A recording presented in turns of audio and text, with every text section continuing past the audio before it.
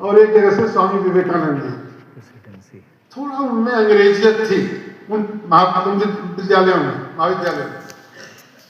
और डॉक्टर साहब ने क्या किया, यहाँ से जो वो प्राइमरी स्कूल की किताब में पढ़ करके चल गए थे, ईश्वरचंद्र विद्यासागर की तपस्या, साधारण परिवार परंतु ज्ञान के प्रति संकल्प, उसी विद्यासागर कॉलेज से उन्होंने स्नातक किया।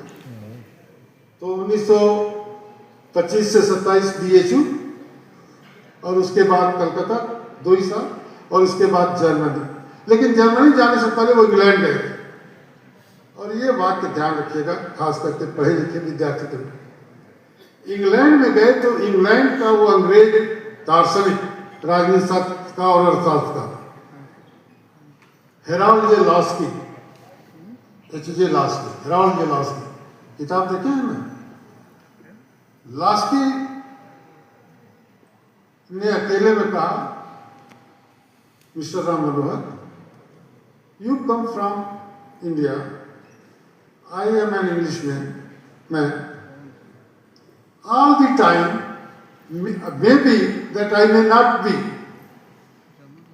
cruel to you, I may not hate you, but in your mind, being an Indian, you will always think that you are doing or pursuing your PhD under an Englishman, and you are a researcher from a slave country.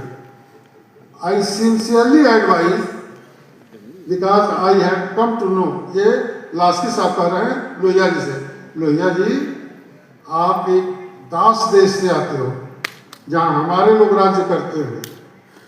किसी दिन अगर आपके मन में ये हो जाएगा कि आप एक दास गुलाम देश के विद्यार्थी हो और शासक वाले देश के राजनीति शास्त्र और अर्थशास्त्र के पुरोधा के अंदर रिसर्च कर रहे हो सकता है तुम्हारे अंदर कोई हीन भावना आ जाए।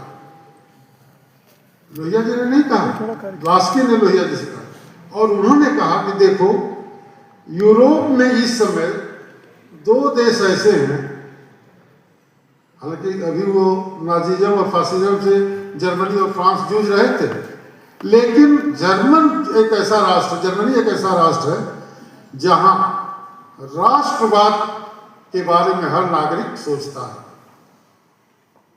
मैं एक व्यक्ति को कहता हूं वहां जाना और रिसर्च करना, टॉपिक अपने से चुनना। डॉक्टर लोहिया जर्मनी आए और उस समय का जो बर्लिन विश्वविद्यालय, कुछ और नाम था,